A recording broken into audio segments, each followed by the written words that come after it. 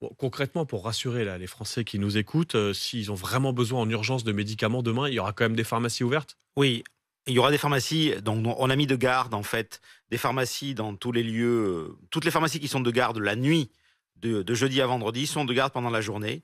C'est-à-dire qu'elles serviront les ordonnances urgentes. Tous les médicaments urgents seront délivrés. Il y en aura partout en France.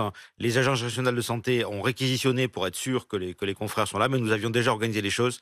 C'est ce qu'on appelle le service minimum. Mais si les agences de santé ont réquisitionné, c'est parce que le mouvement s'annonce massif. On va parler des raisons de cette grève. Bon, si je devais résumer, vous réclamez de l'argent et des médicaments. On va commencer par le volet financier. Vous souhaitez une revalorisation de vos honoraires auprès de la Sécu. Pour le dire simplement, Philippe Besset, aujourd'hui, quand vous vendez une boîte de médicaments, combien vous touchez et combien vous aimeriez toucher? C'est un peu plus. Ça va être très compliqué parce que la rémunération est complexe, hein. Je vais faire simple sur les faits. En 10 ans, 2000 pharmacies ont fermé. L'an dernier, 300. Dans les 3 premiers mois de l'année, 100 pharmacies ont fermé. Ça Pour des s'accélère raisons financières. pour des raisons financières, de toute façon. Voilà. Donc, Mais pourquoi? Parce que les pharmaciens parce que sont pas assez rémunérés? alors c'est pas les pharmaciens, c'est les officines, hein. Mmh. Donc on est dans c'est une équipe de soins.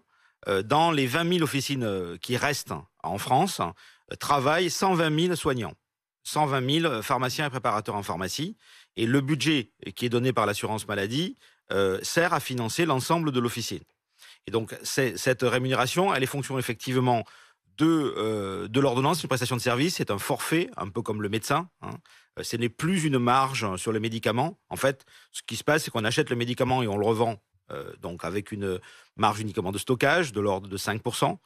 Et ensuite, on a une rémunération pour notre acte de travail. Et ça, c'est par boîte de médicaments, 1 euro.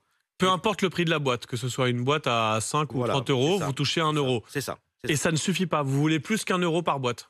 Concrètement, le ministre de la Santé s'est exprimé hier à l'Assemblée nationale. Il a fait une erreur dans une règle de 3 qu'on va lui pardonner parce qu'il n'est pas hyper spécialiste de ce sujet. Mais effectivement, il a raison. Le financement de l'assurance maladie en 2023, c'est 7 milliards 300 millions d'euros. Emmanuel le chiffre pourra vérifier. Oui, attention. Ouais. Manu, le chiffre est là, il 7 veille. milliards 3. En 2019, c'était 6 milliards 8. Ça fait une augmentation dans la période de 7%. Le ministre a dit 20%. Mais en fait, si vous calculez, 7 milliards 3 et 6 milliards 8, c'est une augmentation de 7%. Dans la période, l'inflation a pris 14%. Donc ça, c'est supportable pour des grosses officines, ce ne l'est pas pour les petites officines, et donc elles ferment.